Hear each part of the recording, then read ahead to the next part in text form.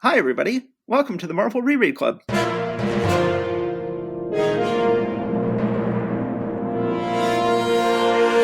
Hi, everybody. This is Matt. So, welcome back. Let's go ahead and pick up where we left off last week with part 2 of September 1962. We need to move on to The Incredible Hulk, yes? Is that our next one? Yes, let's move on to The Incredible right. Hulk number 3. I think this is, we've talked about times when Stan Lee gets the pages back from Jack Kirby and it's like, what the hell is going on in these pages? How am I going to explain this? And I think this is a clear case of that. The whole concept of this issue is that Stan is like, apparently the Hulk can fly now. And I don't think that was what Jack intended at all. I think that Hulk is doing what he always has done in most of his life. He is just jumping. And that he is doing such a big jump on the cover that then Stan scripts it, and Hulk is flying through the air, seemingly holding Rick Jones. Rick Jones is saying, I can't control him anymore. The Hulk is going berserk. And then an army soldier is pointing at him going, look, nothing can stop him now. He can fly. This would be a very weird thing if the Hulk could fly. That wouldn't fit at all with Stan's conception of the book, I don't think, or with Jack's conception of the book. I think that Stan felt like Jack had backed him into this, and he had to sort of explain, like, okay, I guess this character can fly now. It says, the caption doesn't mention it. It says, see the Hulk banished outer space, trapped by the Ringmaster, and other thrills with the most exciting original character in comics. But the guy is saying he can fly. What do you think? In the actual issue itself, there are several panels where the action lines show him moving in a way that seems to show him maneuvering in air. Yes. So I think that is, I don't think it's necessarily the leap on the cover that made the whole thing like, oh, he can fly. I think it's just there are multiple panels in this issue where he's doing a big leap, but the way that the action lines were drawn, it's like, yeah, he's not just jumping up and landing. Like, he is swooping around in the air. And But correct me if I'm wrong, this was never mentioned again. His ability to fly never mentioned again after this issue. I do not believe so. I do not believe so. Well, also remember that when Superman was first introduced, he couldn't fly either. He could just leap taller than the highest building. Yes. You know, and that they eventually leap tall buildings in a single bound. Right, and so they eventually just sort of morphed that into, oh, he can actually fly. And so this seems almost like that. You know, like, oh, yes, he could jump and, oh, maybe he can fly. But yeah, I don't know whether Jack intended to draw him such that it looked like he was flying and Stan felt backed into a corner, or if Jack was just, Jack was still cranking out so many books. Yes, these are great things that we're going back and, reviewing for a reason. But, he was still cranking out 5-6 pages a day? He must have been. Yeah, it could just be that he, just drew this thing. He's like, oh, he's going through the air. Here are some action lines. And he didn't really think about the fact that, oh, these seem to be indicating that he's actually maneuvering himself in midair. I don't know. One way or the other, yes, they seem to imply in this issue that now the Hulk is able to fly. And if it's ever mentioned again, it's not going to be much. So then we begin with the Hulk where he was last issue, sealed up in the cave. Rick Jones has locked him in there, and then Rick Jones is out walking the desert when he's found by the military police. They bring him back to General Thunderbolt Ross, and General Thunderbolt Ross says that he specifically needs Rick Jones to find the Hulk this time, because out there on the launching pad is America's newest, most important missile. It must be tested, but there isn't a man living who could stand the force of the G-pull. I think that should be the pull of the G-forces, but instead of the pull of the G-forces, it says the force of the G-pull, except the Hulk. We want the Hulk to ride that rocket in the interest of national security. No one else can do it. Now, what do you say?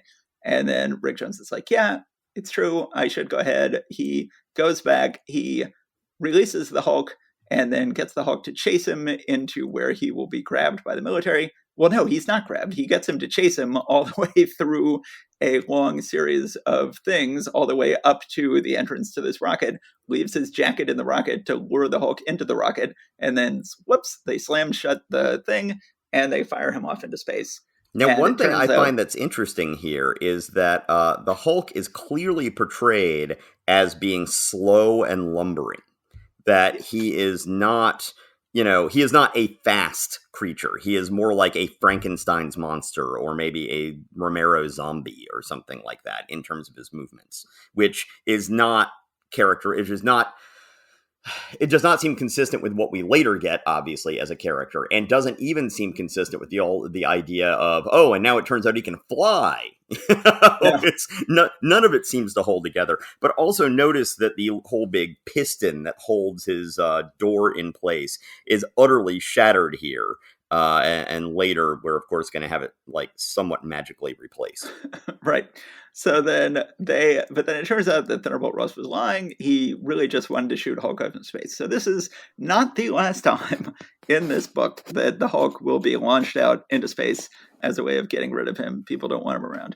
We've done it. It worked. It is the end of the Hulk. He'll never return alive to menace Earth again. Rick now finally realizes he's been tricked. He just hears them talking. Well, we've done it. That's the end of the Hulk. Let's hope so, sir. If he ever returns, he'll be so filled with fury that we'll never be able to stop him. And Rick's like, what?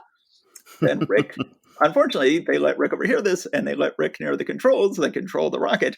And Rick's like, I'm going to land him. But as he does so, there is a strange, what does it say? At that split second, just as Rick Jones touches the control switch, the unbelievable amount of radiation which the ship has absorbed causes a shock to travel the many, many miles back to Earth. An electric shock which will link the Hulk and Rick Jones more closely than ever before. Yeah, so a minute ago, what was going on when the Hulk was shot up in the capsule is that sunlight then comes through, which at this point the Hulk still changes from Banner to Hulk. So when the sunlight comes in, he turns back into Banner, and then he gets hit by presumably the same cosmic rays that hit the Fantastic Four. And he is getting just hammered with cosmic rays up there. And then it is that cosmic radiation energy that somehow ends up zapping back down to Rick Jones on the Earth and creating this connection.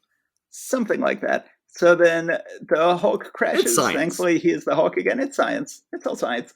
And so then he crash lands. Rick is there, but of course the Hulk never appreciates Rick Jones, starts chasing him, starts trying to get his revenge. And then Rick Jones is like, stay back, please stop. What? Huh? He stopped. And then he's like, he's standing still, motionless. I said stop, and he stopped. Says, raise your hand, Hulk, raise your hand. Now sit down. That's it, sit. And he is controlling the Hulk. So somehow that jolt of radiation that went between the Hulk and Rick Jones has given him ability to be the puppet master of the Hulk. He now can completely control the Hulk, but he falls asleep. The Hulk gets independent again. Yes. And also the cosmic radiation that he absorbed has changed the Hulk to where he is no longer triggered by night and day. That cosmic radiation seems to have changed so that now at this point we actually don't know at this point in the story how he's going to change back, because he's not changing back to Bruce Banner when day comes. So at this point we're a little bit in the dark about what Bruce Banner's future is going to be. Yes, always, never status quo lasts for long in the Hulk. So then the Hulk attacks in town. Rick Jones gets him under control again. They go flying off. You're right, he is now the shattered ramrod. Another one of Stan Lee's favorite words, by the way, is ramrod, which he uses to mean very different things in very different places. Says, lucky I was able to replace the shattered steel ramrod, even though it was clearly made of wood before. It did not look so easy to replace. So then So can you imagine a teenager just being like, yes. This lone teen. Well, I guess maybe he can control the Hulk, so maybe he was able to get the Hulk to pick it up. But yes, true, one way or the other. Oh, also another thing I want to say, I was mocking the whole idea of the Hulk as a swamp creature in the last one, because I'm like, they're in the desert. What's up with this? But clearly there is some sort of lake here that they are underneath with this. So presumably when we saw him coming out of the swamp, it was this lake. It was some vegetation on the edge of this lake. True. So I apologize for my mocking in the previous episode. Please stop sending your cards and letters. Steve is apologize. That's all you can ask. We can't. We have to learn to start accepting apologies again in America. Okay, so then we get to a quick recap of the origin of the Hulk. Strangely, once again, Bruce looks like he's blonde in the flashback. I guess they're like, well, he was blonde on the cover of the first issue, so I guess he was actually blonde in the origin of the Hulk. And then that's interesting. So as I said, they usually try to stay pretty faithful to the original colors in the Marvel Unlimited thing, but here, no, his hair is brown. On page 13 of the original comic, he is blonde in every panel. He is a blonde character. No, he has brown hair here. What color is the Hulk in the last panel? Green. See, he's gray here. So they generally are pretty, like when Galactus later shows up and he first shows up in his, like the whole red and green getup. And then the next issue is like, clearly we went purple and pink, not that red and green. They still color him red and green on that issue in there. So they often, even if there's something that is considered a mistake, we'll go ahead and keep that in these issues. But yeah, they seem to be pretty consistent though in showing the Hulk's first appearance as being gray in all of these, even though, as you say, in the original comics, he was portrayed as green, just sort of like, I forget we accidentally colored him gray the first issue. He's always been green. This issue is just packed. Like, a tremendous amount happened in that first story. And then we get a review of the origin in second story. Then we get to the third story, which is, will the Mighty Hulk be a match for the Ringmaster? So we're on page 15 already. And you would think that they could just kick back and relax after having packed this issue jam-packed up until this point. But no, they're like, let's introduce another or several more long-lasting Marvel villains, the Ringmaster and the Circus of Crime. Now, here's one thing I want to say, is that I had forgotten that the Ringmaster was a Jack Kirby creation, because he later shows up in Spider-Man quite a while later, and I really thought he was a Ditko villain. He sort of feels like a Ditko villain. He does. And also his supporting cast of evil carnies changes when he shows up in the Ditko comics. He's, it's got a very, here it just sort of seems to be, there's some evil clowns and a guy dressed up as a devil, and the enormous lady and the small person and the stretchy guy or whatever. But, then when he shows up in the Ditko comics later, there's, they all sort of have names and there's these characters that are around him. Anyway, that's a little bit, but I just completely forgotten until I got to this. Then I was like, oh, that's right. This actually came from here. Okay. Anyway, yes.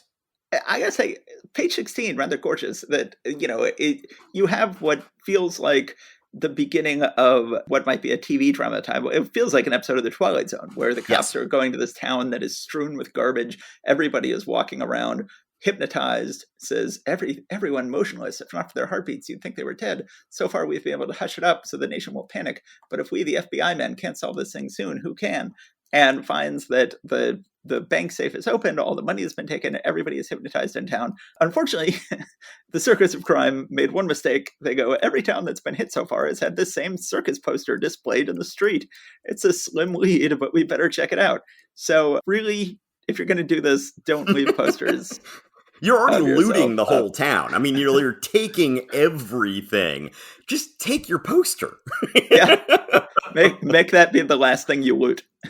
Always loot your own poster. First thing you loot. So then we cut to the Circus of Crime. We see the Ringmaster hypnotize everybody, and then his clowns are taking everybody's stuff. Of course, the strongman is lifting a safe and taking it away. Kirby has lots of fun with this the acrobats making a human pyramid in order to take stuff handed to them out of an upper window. And the unicycle lady is wearing a mink coat while unicycling around. And the strongman is carrying the safe and has half a dozen fedoras stacked up on his head. It's great. So then we cut to Rick Jones living with his aunt, which, what Rick Jones' living situation is something that is never very clear in the many comics he appears in over the years. This is one of the few times we see his living situation. Here he is living with his Aunt Polly and keeping his Hulk secret in the basement, I guess.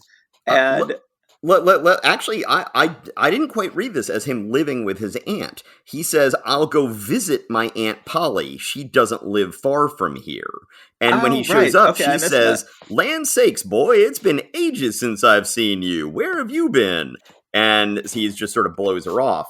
But I got the impression that he might even be living in an orphanage, or maybe he's old enough to sort of, just be on his own recognizance after his parents presumably died. That this is just some relative that he just, tends not to do much with until he needs to go wash his face and change his clothes, I guess. But this is really weird. And I don't know if we ever hear anything about his family again. No, I don't think so. So once again, they were just flying by the seat of their pants and writing this as they go and throwing stuff out there, and whatever seemed to work, they stick with. Whatever didn't seem to work, they didn't stick with. And I'm guessing they just decided, you know what, it makes more sense to have him be truly orphaned for him to be showing up as basically a superhero groupie.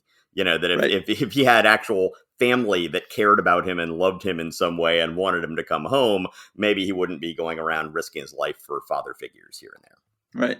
So then Rick Jones just decides to go to the circus like you do. He's like, hey, I'd like to go to the circus. The circus is in town. Thankfully, just as he's being hypnotized, he realizes he's being hypnotized. And he says, I'm beginning to feel numb. My brain is getting clouded.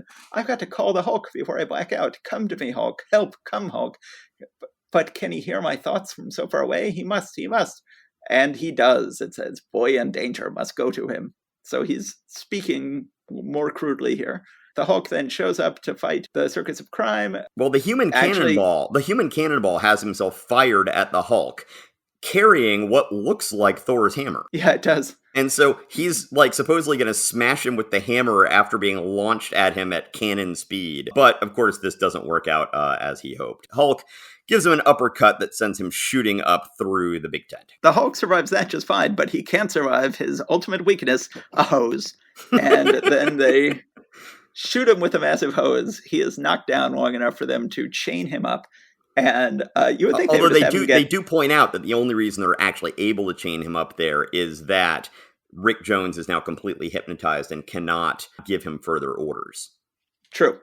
So then they have him chained up. They go to their next city. Thankfully, the FBI, so it turns out those FBI investigators of before weren't just there to help establish the story. They actually are the heroes of the story because they show up to arrest him. It says, your victims told us everything when we snapped them out of your spell. And Rick Jones is like, never mind that. Where's the Hulk? You're traveling with a living bomb. So then the Hulk escapes. There is an absolutely beautiful drawing of the Hulk punching an elephant in the stomach. No elephants were harmed in the making of this comic book.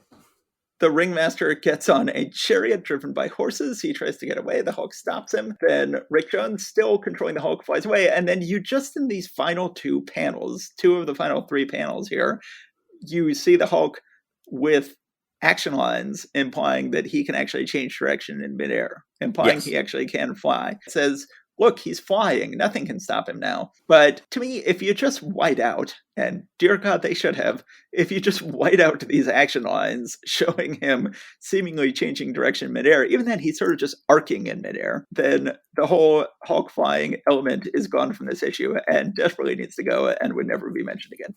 I don't think it's ever mentioned again. I hate making those sort of definitive comments because we said the same thing about the Ben Grimm having a thing for Sue Storm one in the first issue, and then it showed back up again in like issue 3 or something like that. So, or 4 or something. But, so yes, I don't think it ever shows up again, but it certainly dies off quickly if it is. Yeah, we'll eat crow if it shows up again. We'll have egg on our faces. But, Does egg go with crow? That's what I was about to say. Can you eat crow and have egg on your face at the same time? Are these crow eggs? Were these eggs laid by the crow? There you go. So next we're doing Thor. Let's do Thor. Okay, sounds good. So with this issue of Thor, well, I call it Thor. It's Journey into Mystery number 84. The cover is inked by Sinnott. He does not ink the interior, but he clearly inks the cover. And we see Don Blake in front of a firing squad. And we see a little ghost balloon thing of Thor saying, how can I do what I must without revealing my most precious secret? And then there's what we will find inside is a Latin American would-be dictator saying, ready, aim, fire, as the woman who we will meet soon as his nurse, Jane, whose last name is not what it will be in this issue. They accidentally use a different last name later and stick with the later one. But then she's saying, no, no. Well, Don Blake is saying, it's hopeless. Even Thor can't save me now. And then the caption says, featuring the mighty Thor captured by the Executioner. So for anyone who is familiar with later Thor comics, I was thinking, wow, okay, we get to meet the Executioner this early. That's awesome. I'm like, oh no, this isn't Scourge the Executioner. This is the would-be communist dictator who is known as the Executioner. So yes, so then as you were saying, so the first page actually signed by Ayers. First page says, does not mention Stan Lee, does not say this issue is by Stan Lee and Jack Kirby. It just says Kirby and Ayers on the front page. And of course, this issue was once again scripted by Larry Lieber. So minimal Stan Lee involvement. We begin with Thor looking down on a bunch of troops saying, only I and my hammer stand between the Executioner's legions and disaster. But then we go back in time. We remember his origin. They actually show those crazy rockmen from Mars again. And then Saturn. we cut to, I'm sorry, Saturn.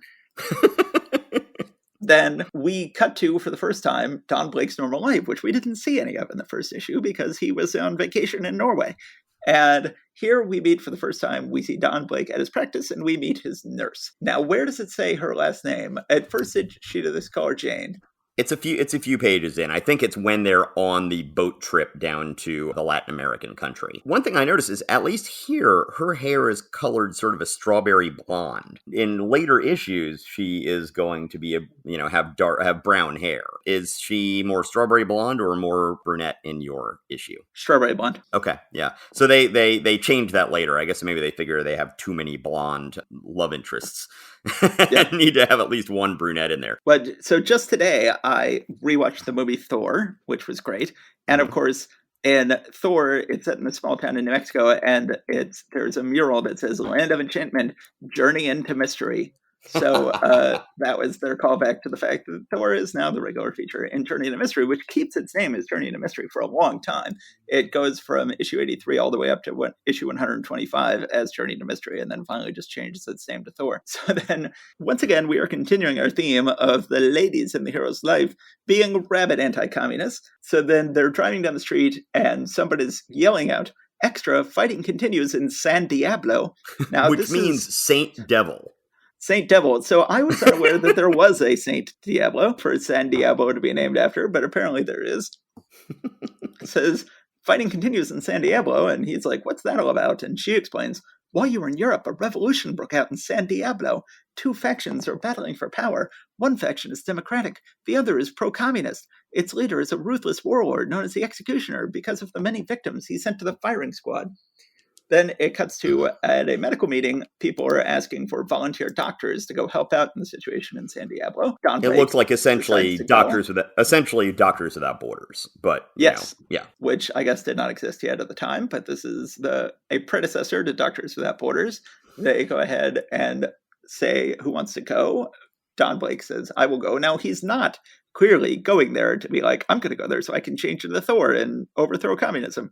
He's just, I think, going to be a good doctor and is still not really thinking of himself as a superhero, I think, to a certain extent. I agree. Then they're on the ship, and he says, "Oh, I shouldn't have let you come, Jane. If we were into trouble, I'll never forgive myself," which, good thinking there, Don, because, in fact... she will be used against you. And actually, it's that next panel. The second panel on page 4 says, "Yet, even as Jane Nelson speaks." So then what is going on as Jane Nelson speaks is that planes belonging to the Executioner are flying overhead, and they're like, "Why does the Executioner order us to sink this ship? There are only doctors aboard. The Executioner does not want the peasants to be cured. He wants them to remain ill, so they will be unable to oppose us." So then they go try to sink the ship. Don Blake realizes, "Hey, I can tap my cane, I can turn into Thor." You get some really nice panels of Thor flying up and beating the hell out of these planes and chopping them in half. Of course, everybody then has a parachute. Nobody dies. Thor isn't killing anybody. But we get some just kick-ass panels. Kirby having fun, going crazy, showing Thor using his hammer in all sorts of clever ways to destroy these jets with a hammer and sickle on them. This is, of course, not generally the way Latin American revolutions would work. They wouldn't generally involve hammers and sickles. Actual communist revolutions in Latin America tended to have a much more unclear relationship to the actual Soviet Union. So then Don Blake dives under the water, slams his hammer on the bottom of the ship so that then he can be floating there and claim he fell overboard, which he does. So then we go to the Executioner, this guy with a goatee and no mustache. Thor lands, and he's sitting there giving an order to execute somebody while he's holding a turkey leg in his hand. Is that what that is? Yeah, with his combat boots up on the desk. So they're just trying to make him look just as completely uncivilized as they possibly can here. After all, he is the Executioner. So he's a little bit rude, is what you're saying. He's the sort of guy who would kick his boots up on the desk and then eat a giant turkey leg. While ordering someone's execution. While ordering someone, well, that too, right? That's another problem. So then Thor arrives, instantly snipers are shooting at him, says the only thing to do, create a thunderstorm. He creates a thunderstorm. Now, he does that while Don Blake. Yes, Walt on Blake. He does not turn into Thor. So I don't know if he ever does this again, is able to use the walking stick in its walking stick form to tap it on the... Remember we were talking in the last one, it was like the whole thing about single clicks, double clicks, and triple clicks, and that he can actually use that while he is Don Blake and Mjolnir is in its stick form here. I don't know if he ever does this again. At first he tries to take care of the problem that way, but then he quickly realizes, no, once again, I must take the aspect of the mightiest of all warriors. He becomes Thor. Grabs a tree trunk, is taking out tanks. Again, this is awesome stuff. It's really beautiful. Then, as he intimated before, it was a mistake to bring Jane. They capture Jane. They put a gun to her head. They say, unless you leave, she will die. She, of course, is saying, don't listen to them. Defeat them all. Destroy the commies. But he is saying, no, I can't risk Jane's life. I'll have to find a place to hide and change back to Don Blake. So then he does change back to Don Blake. He allows them to grab his walking stick from him, grab his cane from him, which is not good. He's put up against the wall to be executed. And right here, right when they take his walking stick away, Jane says, "No, don't shoot him. You mustn't." And then the executioner then says, "You like him, eh? Tell me, what would you do to save his life? Would you marry me?" Which is already sort of becoming a bit of a trope here. But one of the things that's actually brought to mind for me was the old Saturday Night Live sketch, Nice Guy Dictator. I forgot all about that. Where the whole thing is, he's a dictator doing all this ruthless stuff, but then, he has, here's that peasant woman that you liked in the market. Here, let's bring her to you. And he's like, oh, thank you. So, what do you like? Would you like to go out to a movie? This is somehow reminding me of Nice Guy Dictator. So then Don Blake, that is pretty badass here. Don Blake is lawyers and like, oh, I let them take my cane from me. They're going to put me against this wall and execute me. And so he shouts, executioner, you're a lily-livered coward. If you weren't, you'd fight me man to man. And luckily, the executioner then comes up with the cane and says, why, you puny Yankee, how dare you insult the mighty executioner? He says, mighty, do you need that cudgel to attack one lame man? So then, disdainfully, the executioner starts to toss the ruffian walking stick aside, but a slender arm reaches out. Thankfully, he grabs it. Now, he then becomes Thor. Jane was just watching him. Like, they're all watching him. It should be tremendously obvious to everybody at this point that Don Blake is Thor. But nobody seems to notice because there's a blinding light when he becomes Thor. And everybody's like, oh, while that blinding light was showing, then Don Blake must have run away and Thor must have arrived. Yeah, and that's once again some of Stan Lee throwing in some dialogue to cover up the whole idea. It's like, he just gave away his whole identity here. So, yeah, oh, yes, while he was the Yankee. Oh, there it is. So there's a blinding flash and it says, the Yankee is gone. He escaped. But Thor is here to mete out vengeance. It's like, that's not how this works, people. So then Thor finally decides to beat these guys once and all. He uses a lightning bolt to set off a volcano. And that seemingly brings down the communist dictatorship. But then again, it's just science. It's just science. Then you get a recurring theme here. So then after the regime has been toppled, it says, his army confused and defeated, the executioner now tries to escape. And he is trying to escape with a suitcase crammed full of dollar bills or $100 bills that are sticking out of it. And then just giant sacks of money with dollar signs on it. And it says, look, our leader flees with our gold. He is the cause of our downfall. And now he tries to desert us. He must pay for his failure. And then they shoot him and kill him. And then he dies with his hands still clutching the money. Then finally we see, we see Jane, who's, I guess, at this point not yet Jane Foster, but she will be soon, who's talking about Thor having vanished. And she says, he was so strong, so masculine, so wonderful. And which I find interesting that, he is this long hair dude. Yes, long hair on guys will end up being considered very masculine about 6 or 7 years from now, but right. Not so much yet. But, they very much go into this whole thing about how masculine Thor seems to Jane. And then they go back to their office and, they're back in his medical practice, or I guess they're leaving to go back to his medical practice. And she was asking where he was when the fighting was going on. He says, I was hiding behind the execution wall. I figured it was the safest place to be. She says, oh, I see. Hiding. golly, why couldn't you be brave and adventurous? Well, I should be clear. She is thinking this. She says, "Oh, I see," out loud, and then she thinks to herself. Yes, then she thinks to herself, hiding.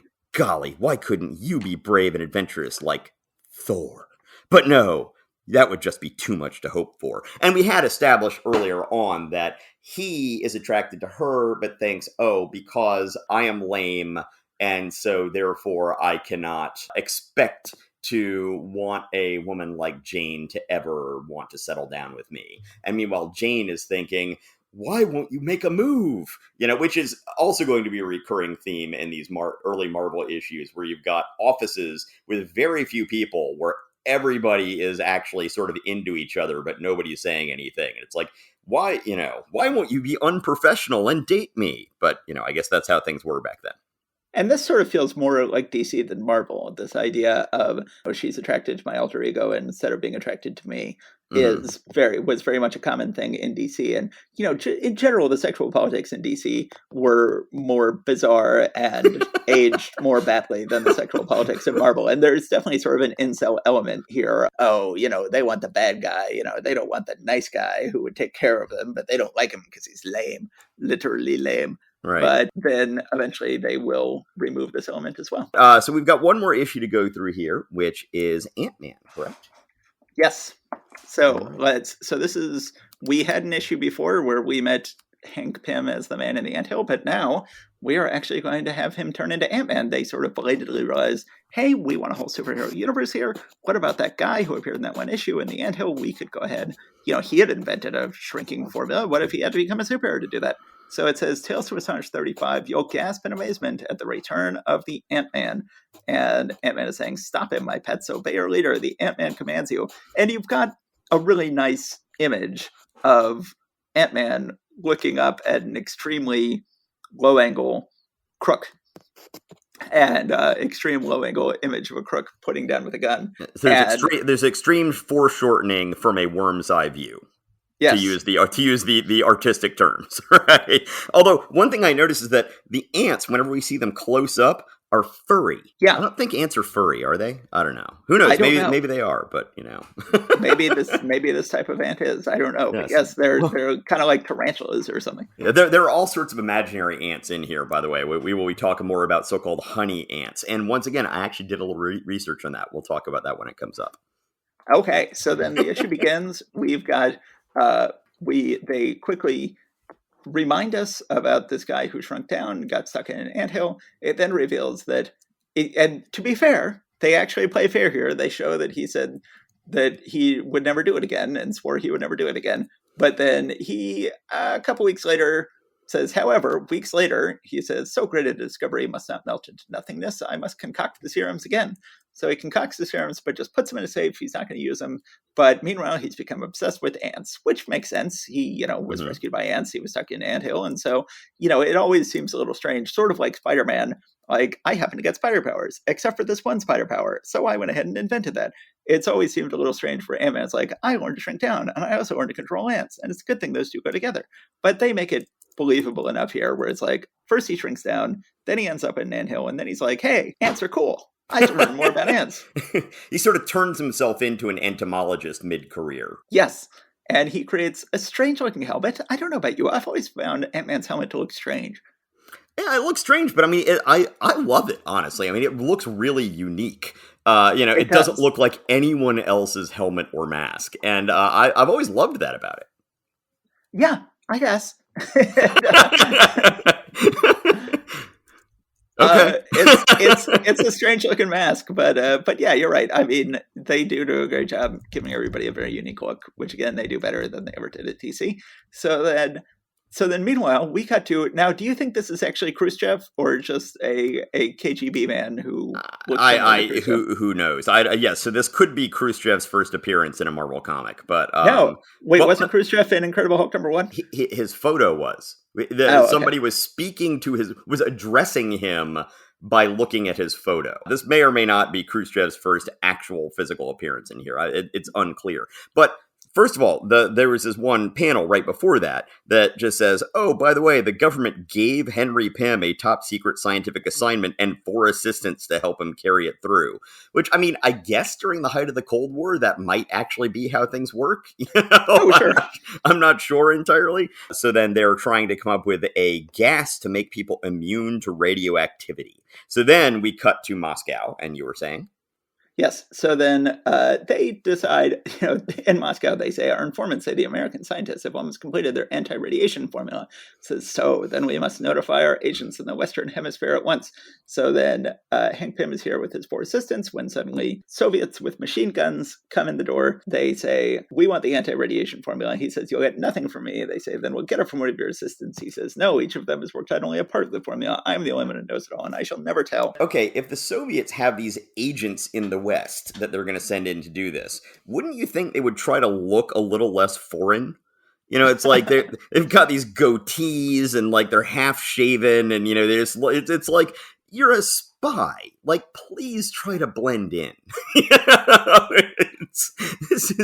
Anyway. That sort of bugs me about this, but I know it's a visual medium. You have to get across visually. These are the bad guys and these are the good guys. But it is a little bit like shave the goatee. That's not a thing that people are doing in America at this point. You want Philip and Elizabeth Jennings. You want yes! The Americans. I do. Have you finished that, by the way? No, I'm in the middle of season 5. Yes, so, but I want Philip and Elizabeth Jennings, the Americans. Exactly. Yes. So then, so I should say that he does not, again, like in a lot of these things, they don't really decide to become superheroes yet. Ant-Man makes the helmet just so he can learn to control ants, and then he says, and I have designed a protective costume to wear, which will shield me from accidental ant sting or bite. So he's created the outfit specifically not to become a superhero, but it's just anti-ant bite protection. Mm-hmm. But it turns out, hey, it's a good thing I have that costume and this helmet, and I'm going to go ahead. So then you get this odd thing that happens in a lot of early Ant-Man comics where there's a lot of thought about how he's going to get around. So before he shrinks, he sets up, this is just the weirdest thing. It says, they may be stopped by a mere rubber band and some thread, among other things. I'll just set this ashtray on the floor and stretch the rubber band on it so first he's got to set up this elaborate ashtray and rubber band thing. Then he pours the liquid on himself, becomes Ant-Man, and then he's like, now that I've set up this ashtray and rubber band, I can use it to fling myself to the window, which I did not bother to open while I was able to open it at full size. I will then go down. This time he goes intentionally into the anthill. He gets his ant friends, has to fight them a little bit again, does not specifically say he's using judo. You have a neat cross-section of what is inside his helmet. Actually, he does say he's using judo, doesn't he? He does at some point in this issue. Oh, yeah, so it's on page 8, panel 4. Oh, one judo blow is all it will take to stop him. Yes. So then we have our second mention this month. It says, note the Ant-Man's costume is made of steel mesh consisting of unstable molecules which stretch and contract as his own body does. So my understanding is that later in the Marvel Universe, it's understood that unstable molecules are an invention of Reed Richards, right? Well, and at times they make it seem like they were automatically invented by the cosmic storm that invented the Fantastic Four, that turned their molecules unstable, and that then he decided to go ahead and start manufacturing unstable molecule costumes for all the people. I think maybe that was implied at some point. Maybe so, but yeah, but the fact that Henry Pym has an unstable molecule outfit the exact same month that the term is first used in Fantastic Four seems to indicate that it was maybe a thing that was already around in the Marvel Universe, or maybe he's already had some contact with Mr. Fantastic in between issues, but we don't know. Yeah. So then he has to briefly defeat a beetle. Then he goes a blue beetle. A blue beetle, and then he goes with the ants. He crawls back inside. He gets the ants to, he and the ants help untie the assistants. You get another recurring Ant-Man theme here, which is that he falls at one point and the ants have to cushion him. The general ability of ants to cushion him will get more and more bizarre over the course of these Ant-Man comics. Yes. So then he unties everybody, and it's interesting. He unties everybody, and then he attacks all the bad guys with ants. The bad guys get stung with ants. They all drop their guns. But then, at that point, he doesn't attack the bad guys anymore. just the men get loose, and then his 4 assistants take care of the bad guys. So he tries to really sort of take leadership here, but he finds that being ant-sized, he can't be heard. He's screaming as loud as he can, and nobody can hear him because he's too small. So I get the impression here that he was not intending to have a secret identity in this thing at all. He was just like, oh, I got to do this to go ahead and try to save the day here. And everyone will see that, oh, okay, I did this. I shrunk myself down. I'll talk about my scientific discovery. But then when nobody can hear him and he just uses his ants to do it, he's like, oh, well, I guess I can just go ahead and change back into my civilian identity and no one has to know. That's how I read this here. Well, of course, at the time, he had to like douse himself in chemicals to get bigger or smaller, so he couldn't just be going back and forth all the time. Right. So then, once the guys when with one of the guns that one of the bad guys drop, he then sends so-called honey ants to go into the gun and plug it up with ... honey. And, I was like, okay, we've already talked about ants and honey in a previous one. I need to go look up something about, is there any kind of ant that does anything with honey? Closest thing I came up with is there is a type of ant called a honey pot ant. And there are a number of different species of honey pot ants. And in these things, there are certain workers who are specialized to gorge themselves until they get distended abdomens that are like several times the size of the rest of their entire bodies. And they're these golden colored distended abdomens. And then they can be used to essentially act as food sources for the other ants later by regurgitating out this honey stuff. So sleep tight, kids. So that's the closest thing I can find to anything about ants having anything to do with honey. And there are apparently some cultures that find eating these engorged ants a delicacy because they are essentially honey. Maybe Stan knew about that. Maybe. Or Jack. Maybe Stan or Jack knew about that. Or maybe not. Maybe they just falsely assumed that ants had something to do with honey. Yes. But so then they get the guys loose. They go, I don't know what's going on, but somehow my ropes got loose. Mine too. And since those murderous Reds are without guns now, let's get them. And Ant-Man is just like, well, I guess the boys can handle things from here on in. I better just go back to my office before they search for me. So then he goes through, he once again has to completely douse himself in chemicals, becomes normal size again. He comes out. Which it just seems completely healthy. I mean, that's a good long-term solution there, is just keep on, bathing in these weird chemicals. Yes, eventually they would realize that did not make sense for the character. He comes out, finds that the Russians have been tied up. His assistants say, without their weapons, they were a pushover. We notified security. They're sending some officers over. And then Hank Pym says, we're fortunate it turned out all right. It could have been big trouble, not only for us, but for the entire free world. Because, heaven forbid that the Russians have an anti-radiation spray and not run the risk of being completely destroyed by radiation. That would be a shame to share that between the two countries. Yes, but before Chernobyl. Yes. Yeah, that would have been good if everybody at Chernobyl had had anti-radiation spray. So then he is walking away. They're doing a classic thing of his shadow is the superhero shadow as he is dressed in normal clothes. It says, it is over. The danger has ended for now, and my secret is still safe. But I wonder, will I ever be forced to become Ant-Man again? And as opposed to earlier issues where they implied that wouldn't happen, here they just say, yes, Henry Pym, you will, sooner than you think. But we will save that story for the next issue of Tales to Astonish. And of course, in the Ant-Man movie, they do reference, as you said earlier with the Thor first appearance, they had the poster that said Journey into Mystery. In the Ant-Man movie, at one point, the bad guy is making a speech, and he's talking about the tales of the Ant-Man, the Cold Warrior in the 60s. And he just says, oh, yeah, we've all heard those stories, tales to astonish. And moves on. What, had you not noticed that? I had forgotten that. Yes. So anyway, yes, they do like to, reference those sorts of things very nicely. It's a lot of, it's fun for the fans to get those deep cuts. Yes. So that's the Ant-Man. What do you think of the Ant-Man? What do you think of this story?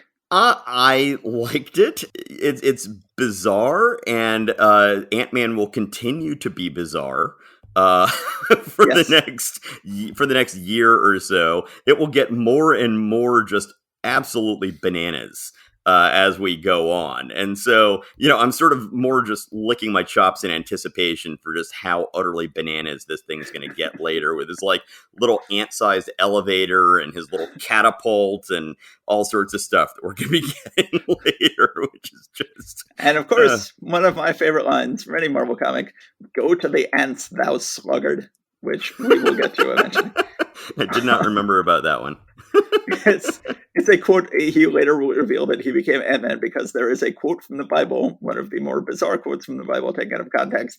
"Go to the ants, thou sluggard." So yeah, I think this is a good comic. I think that it seems like Ant-Man is going to work as a superhero, maybe more than he actually will. And they've come up with a good storyline where it sort of makes sense to become Ant-Man, and it sort of makes sense that he would have this costume and this helmet and be able to be Ant-Man, and it's a good situation in which to become Ant-Man, more so than maybe some later situations. And it's good. At this point, I feel like in the Marvel Cinematic Universe, Ant-Man is sort of not the character who makes the most sense or who they have the most respect for. I feel like in Marvel Comics, this was sort of the first superhero that Marvel sort of abandoned and changed his basic deal more times before that. This has always been sort of the thankless Marvel hero, and we will get to that pretty soon. But for now, they've got it all set up. So that we have covered a lot of stuff this week. Yeah, but I mean, there was just so much stuff. This, this is not the first time I've said this, but it's like this month, we really sort of went to another gear in terms of what the Marvel Universe is turning into. I think I said a couple of episodes ago that when we first introduced the Hulk and brought back Namor in the same month or so, that was really where, the Marvel Universe is kind of being born. Well, this is sort of where it's really kind of gaining some acceleration, because we now have 5 books in this month. Although, as I said, my sources say that Amazing Fantasy 15 was actually the previous month, but one way or the other. We've now got Ant-Man, we've got Thor, we've got Hulk, we've got Fantastic Four, and we've got Spider-Man all going and doing their things at once. And, things are really starting to expand out and gain momentum. Yes. And some of these books are monthly and some are bi-monthly at this point. So we're gonna find that some of these heroes are gonna be back next month and some won't, which is to say the next episode of this podcast. Okay, so this has been a lot of fun. We've covered a lot of comics. I guess we will see you guys soon. Thank you very much for listening. We look forward to talking to you again soon. Great. Okay, bye everybody. Take care. Thank you for listening to Marvel Reread Club. Please subscribe and rate us wherever you found us. Go to secretsofstory.com and click on Marvel Reread Club in the sidebar to find notes and join the discussion about this episode. See you next time.